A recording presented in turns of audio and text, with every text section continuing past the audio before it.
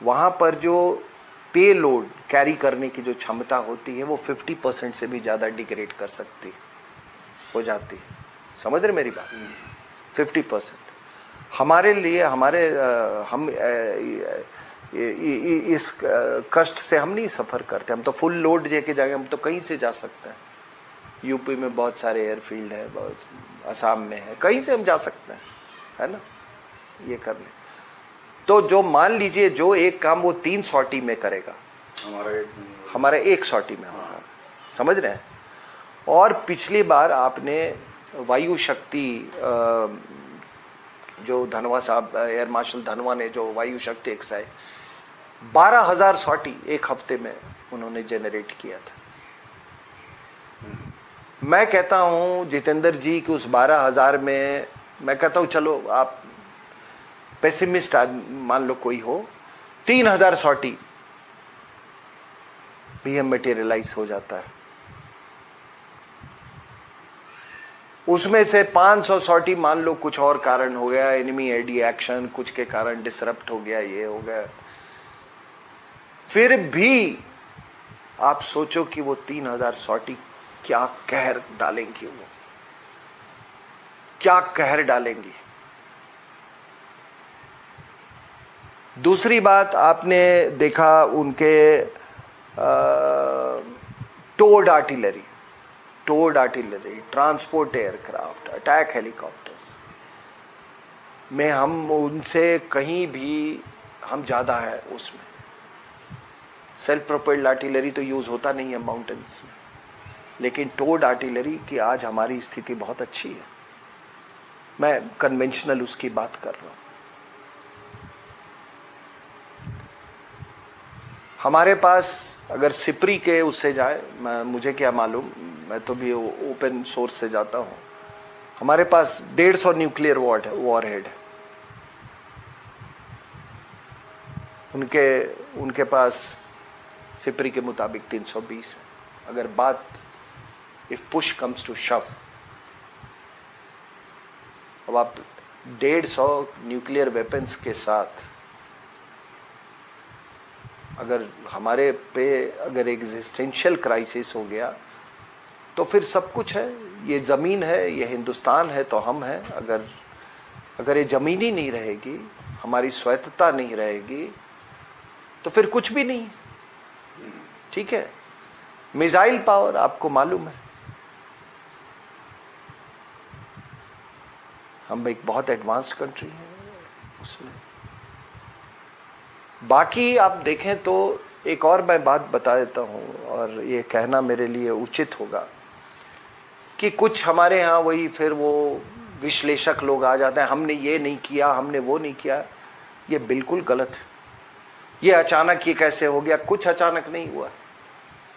हमको मालूम था कि ऐसी स्थिति आने वाली है। और जब आप रोड बनाओगे नहीं, ऐसी स्थिति पैदा होगी तभी तो हमने वो रोड बनाना शुरू किया, और ही नहीं, और कई जगह पे भी।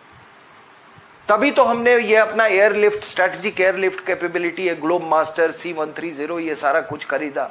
ऑपरेशनल फ्लेक्सिबिलिटी के लिए हमने चिनूक हेलीकॉप्टर लिया। वहां पर हमने पानागढ़ में वो एक कोर को हम माउंटेन कोर को रेज करना शुरू किया, इसको कोर लेवल के ऊपर ले।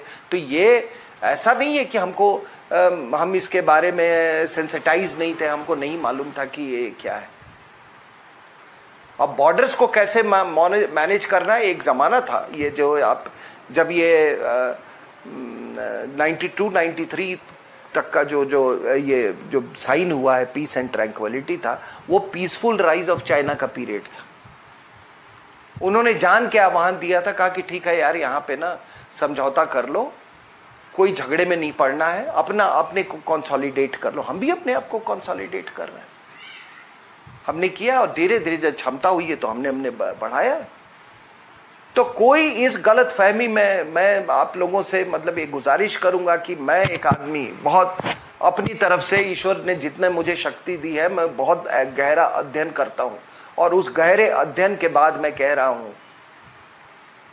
कि आपको किसी को ये शक नहीं होना चाहिए कि कल को अगर कुछ हालात बिगड़ जाते हैं तो हम उसका सामना नहीं कर सकते हैं। आपने कहा इंडियन ओशन में ये चाइनीज आपने देखा हम्बनटोटा में आए, फिर मालदीव्स में अपना इन्फ्लुएंस बढ़ाना शुरू किया, फिर इन्होंने जिबूटी में वो किया, फिर रियूनियन आइलैंड। तो क्या हमने नहीं किया? हम बिल्कुल सजग रहे, सतर्क रहे। अगर उन्होंने ग्वादार में जब उसको इंटरेस्ट वहां पर इंग्रेस इनका वो हुआ इन्फ्लुएंस आया, या उनका प्रेजेंस डायरेक्ट इनडायरेक्ट, तो हमने ठीक उसके ऑपोजिट में ओमान में दुकुम में अपना ये बनाया, ऊपर में चाबहार में बनाया। जिबूटी में हमने फ्रेंच से अंडरस्टैंडिंग कर, उनकी एक बहुत बड़ी बेस है। जिबूटी में आप जाएंगे तो आपको ज्यादा फ्रेंच ही दिखेंगे वहां भी चाइनीज का है। वहां पर भी हमने अपना उनसे अंडरस्टैंडिंग वो MOU साइन कर लिया कि उनकी बेसिस हम इस्तेमाल करेंगे। फ्रेंच रियूनियन आइलैंड का किया, मेडागास्कर में हमारा ये हो रहा है, सीशेल्स में हो रहा है। तो ऐसी बात नहीं है कि जो कुछ लोग ऐसे दिखाते हैं ना कि सारा दिमाग ये भगवान ने उन्हीं को दिया है, ऐसी बात नहीं है। और ये भी मैं मानने को तैयार नहीं हूं कि हम सरप्राइज हुए। हाँ, हम सरप्राइज हुए हैं तो इस बायोलॉजिकल वॉरफेयर से। और तब मैं ये फिर से ये सवाल पूछता हूं कि ये जो कांग्रेस और इसमें जो MOU साइन हुआ है, क्या बायोलॉजिकल वॉरफेयर भी इसका हिस्सा है? तो नहीं है इस MOU का।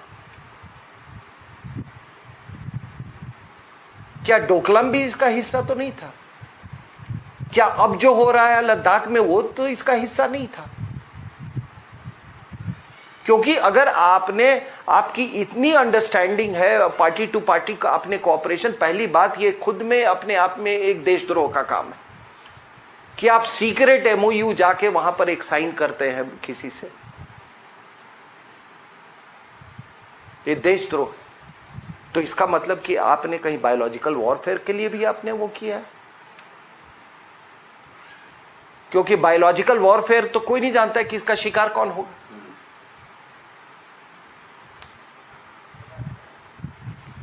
तो ये कोई भी किसी को ये शक ना रहे कि जो प्रधानमंत्री ने कहा है कि हर इंच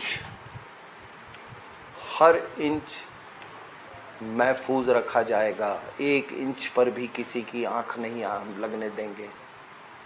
और गिलगित बल्टिस्तान पर कोई सवाल नहीं उठता है कि चाइना पाकिस्तान इकोनॉमिक कॉरिडोर वहां से गुजर जाए हमारे बिना उसके। वो कंटेस्ट होगा। इस तरह से तो ताइवान भी डिस्प्यूटेड अभी, तो ठीक है हमारे पास। दूसरी बात कि अब लोग कह रहे हैं कि कुछ लोग कि आप एग्रीमेंट को क्यों नहीं ये करते। भाई, हम एग्रीमेंट को अगर यूनिलैटरली मान लो फायर करके हम वो कर देते हैं, उसके लिए भी आप वो करोगे। लेकिन अब वक्त आ गया है। हांगकांग का इनका 50 साल का एग्रीमेंट था ब्रिटेन से, उसको इन्होंने एब्रोगेट कर दिया यूनिलैटरली। साउथ चाइना सी के ऊपर में फिलीपींस के उनके ICJ international court of justice ने अपना फैसला सुनाया, उसको मानने के तैयार नहीं है। तो हम किसी की एग्रीमेंट से क्यों ये कर रहे हैं? तो हमको ये करना होगा। आपने सवाल पूछा क्या करना होगा, तो उसमें एक ये भी मेरा सुझाव है कि ये तिब्बत और ताइवान का कार्ड जो है हम दोबारा इसको रिटेन कर ले। हमने कहा था कि Tibet autonomous region is a part of China, no, Tibet is a dispute